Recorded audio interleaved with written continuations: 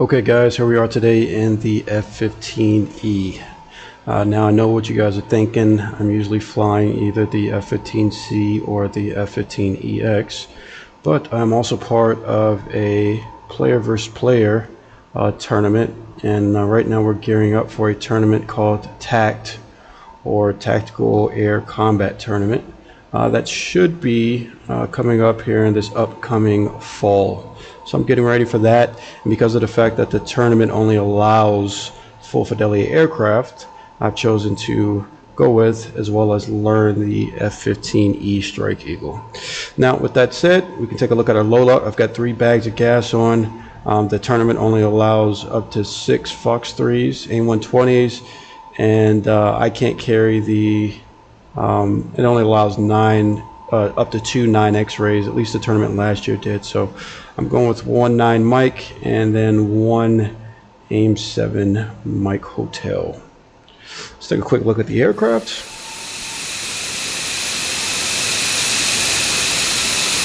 Now for the purposes of the tournament, I don't know if I'm going to be going with 2 bags of gas or 3.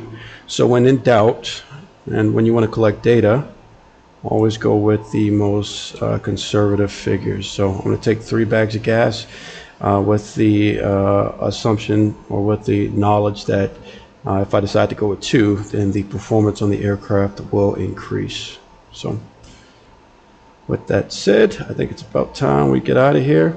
Now for the Speed&Angels series, which this is going to be a part of, essentially we're going to start the clock once the aircraft gets to departure end of the runway, and we'll see how quickly it takes to get from the departure end of the runway to 40,000 feet and Mach 1. And I've done other videos like this as well that you can take a look at if you want to also see the performance of the F-15C as well as the EX. Alright, so we got brakes on, running them up, and then let's go. She's not off to a great start. Strike Eagle does not accelerate exceptionally well, but I will say this: when she gets up to speed, man, this thing moves.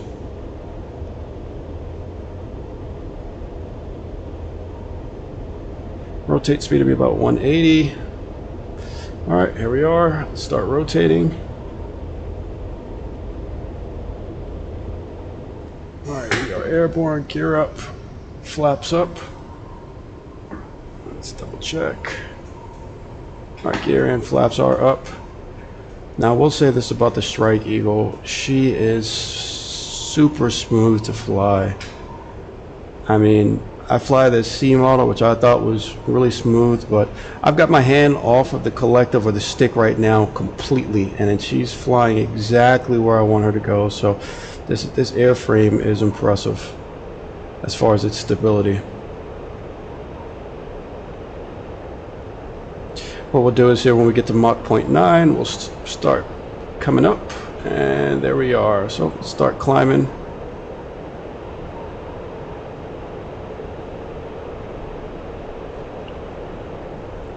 And what we want to do is climb to the point where the aircraft is maintaining at least Mach 0.9. Man, she's 32.5 degrees, nose up, still accelerating, which is insane. This is an impressive jet.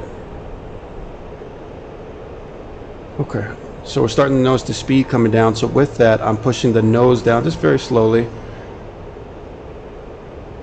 We don't want the speed to drop back too quickly and lose that momentum that we've built up.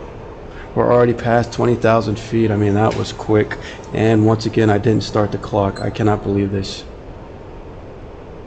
We're just going to go off the video. What we'll do is do a playback, and then I'll post the numbers in the description. Okay, but as you can see, the speed is coming down, and as the speed is dropping, we're above 30,000 feet. As the speed is dropping, I'm just slowly pushing the nose down. Again, momentum is a big deal in anything, and even in life. Momentum plays its part, so it also plays its part when it comes to aerodynamics.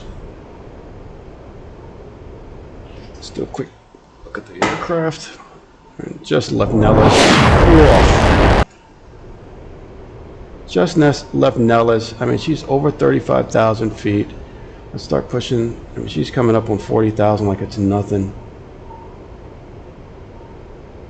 Once again, I cannot believe I forgot to start the watch. But again, that's the beauty of playback. We'll take a look at it, and I'll post the numbers as far as how long it took to get up here in the description. I believe the C model got to 40,000 feet in like 2 minutes and 45 seconds. The EX, it took it, I believe, 3 minutes and maybe 40 seconds or something like that. So the E is pretty much there already. So I'm gonna definitely want to take a look at this video and see how quickly it got up to speed.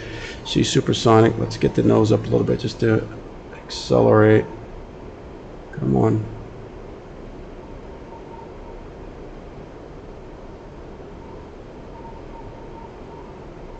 And stop there. Hack, hack, hack. So as we can see, we're supersonic above 40,000 feet really quickly. And oh, by the way, we've got the radar working. Today is the 18th of June. Let me double check that. Yep, 18th of June. We've got the radar working. I've got a tutorial video on how to get the radar working again. And per some of the other comments in the video, the radar, all the things that have just recently happened with the Strike Eagle where the radar is not working, both air to air and air to ground, are now working. So we've got that worked out for you guys. Anyways, with that said, we've got the information we're looking for. I'll let you guys know how quickly it took to get to from the departure end to 40,000 feet and above supersonic. And I'll post in one of the comments with the video. With that said, I appreciate you guys sticking around. Appreciate you guys tuning in. Hope you have a great rest of your day, and I'll see you next time.